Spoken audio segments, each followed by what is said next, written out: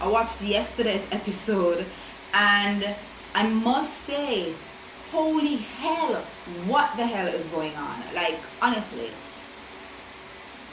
I don't think I can handle it. It's just getting.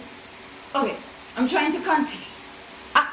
It's crazy. So, as the episodes get more and more intricate, I kind of have to like write stuff down in my notes because I'm just like, I'm not gonna remember it all. It's so jam packed and it's so crazy, and I'm all for it. So we start off and it shows Styles trying to wake up Derek because Julia has knocked him out and taken Scott's mom, right?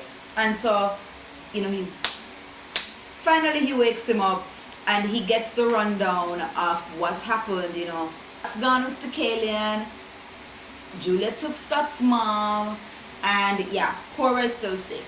Derek's only concern is his sister Cora, and we find out later it's because he made a promise to her that he would never leave her, and that's really sweet and all, but things fall apart. The center cannot remain. Like, things are just crumbling all around you, Derek. I'm all about being focused, but let's get in here. Anyways, so Mr. Argent and Allison kind of have kicked it up a notch, and he's really acted as a guardian and helped out, and we have to give him props for that.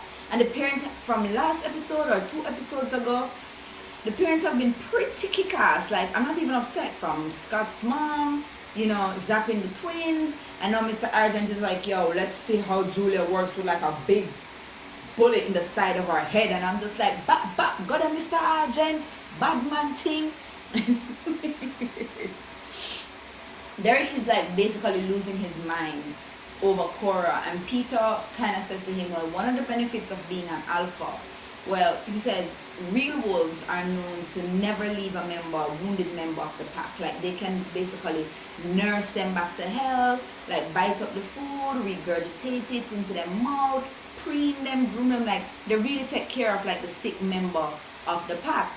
And he's like, one of the benefits that you have as an alpha is that you have that extra spark, and it's just like you have that oomph that can actually help them. But she'll take all that power away from you, and it makes your eyes burn from yellow to red. And the trick is, he might become a beta and it could kill him. But at this point, Derek is all willing to do this just to help his sister. And I'm sitting on there like, no, because we know it's Peter, and although it's his uncle and it's Uncle Peter, he always has like an ulterior motive, and I don't trust it at all. But then he kind of steps up and say, yo, Derek, I know you're really worried about your sister, I know you want to save her, but please remember that this can kill you. You might also be playing into Julia's hands, which I never thought of, that she wanted him to be a beta, be unable to fight the alphas by himself, and come to her for help. And she's sick and psychotic like that. Like I told you guys like a couple episodes ago, she's insane. And Derek is just like, I don't care. And it's not just a eclipse, it's a lunar eclipse, and that means that we all won't have any power. So he's just like, Kylie or Kate, whatever, the girl with the toenails, he's like, I can kick her ass when we all have the same strength, and I'm really hoping that's the case. And we finally get to see Lydia's mom. They had a nice little daughter-mother moment where she was just like, oh, let's hide your strangle marks. And she's like, no, I'm a survivor. I'm not going to give up. I'm not going to stop it. Anyways, that was my Beyonce moment. But Lydia was just like, yo, someone tried to kill me. I survived. Let's show this, but we gotta do the hair. I didn't follow those instructions, which is why I have on my cap. And we go to this scene where Allison's dad sacrifices himself to the druid, who is Julia, and it's like him, Isaac, and Allison in the basement, and he like zaps Isaac and then handcuffs Allison to the fence, and I'm just like, shit. Mr. Argent has lost his goddamn mind, and he is about to sacrifice Allison. And then I was like, oh, he's just sacrificing himself. Yeah, no big deal. I kind of felt that bad, but he's lived his life. Kind of. I really don't feel bad. So Styles goes to Lydia for help, and they kind of figure out that her being a banshee wasn't the reason Julia wanted to kill her. So there has to be another reason. So they're kind of on their way to figuring it out. Everything lies in the nematode. And then there's one thing about Teen Wolf episodes. Once that piano music starts playing, once that starts playing, you know shit's about to get real.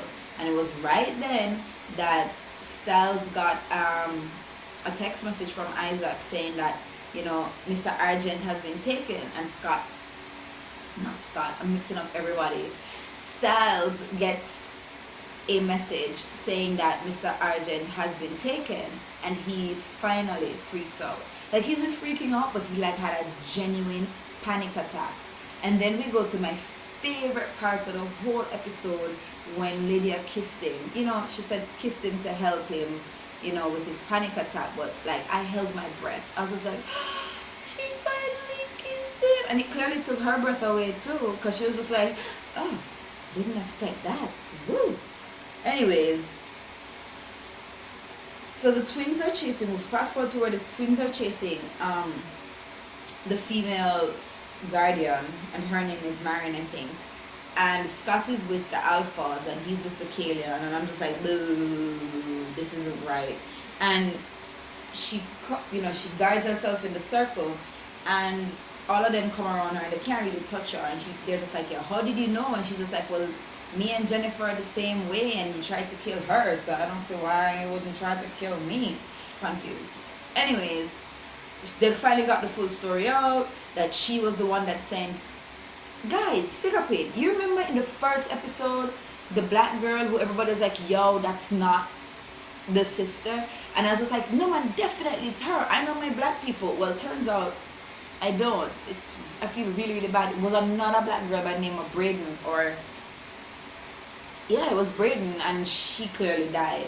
And she told the whole story, how the Kalian has been, you know, piling up bodies, and how he killed somebody else there who looked like it's the Toenail Girl's boyfriend, and that kind of had everybody giving the Kalian the side eye. And then he just like threw his blind man cane into her chest and was just like, shut up bitch, nobody needs to know all the bad stuff that I've been doing in the name of domination. But then Scott jumped in, and he was like, no, I can help you, I'll protect you, I won't let them kill you, you have to tell me what I need to do. And she's like, you don't need to be here. This is not the company you need to be in. You need to go back to your friends, and you need to find the nematode. So that's the next mission. Everybody in the show needs to find the nematode. And it's just kind of like, where the hell is the nematode already? I'm stressed out. They asked Derek, and Derek is just like, you know, well, what had happened was, because of all the bad memories that were there, like my mom totally took my memory out, and so I can't help you. I don't have the GPS coordinates that you need. So that's another dead end. So the Guardian comes up with something. He says that Allison, Styles, and Scott must act as surrogate sacrifices to the jury, I think, in order to save their family. And what's very interesting now, is that the Guardian warns them. He says, when you do this, you're giving power to the nematode, power to something that hasn't had power in a very long time. And what you're going to do is going to open up the gateway to all manner of supernatural things, right? And Styles is like, well, can't really be more supernatural than. He's just like, you trust me, there's a whole other world of supernatural shit that the nematode is going to open up. But they're really in a rock and a hard place.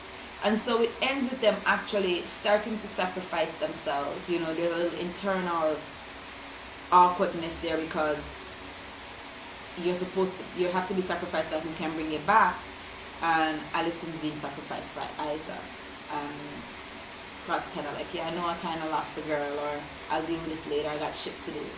But I think also the Guardian says you'll always have like a black feeling around your heart, like it's gonna be a little darkness is gonna be there with you. And I think on the eve of the finale that this is what's gonna set the tone for season 4. That the Nematode opening up the life, a whole new supernatural type of power there, is going to let them not only have to fight other werewolves or werewolf hunters, like this could be like a proper vampires could come in, all kind of stuff. And so I think this is where the writers have now opened up the storyline to all manner of different things happening in that little supernaturally charged town. And my heart is in my throat. I cannot wait till Monday. I'm kind of bittersweet, but I really want to know what's gonna happen. Anyways, that was my recap. I hope you enjoyed it. Tell me what you thought about the episode, and if you think I did anything, missed anything, let me know. Oh Jesus! So we're almost dead. Oh my God.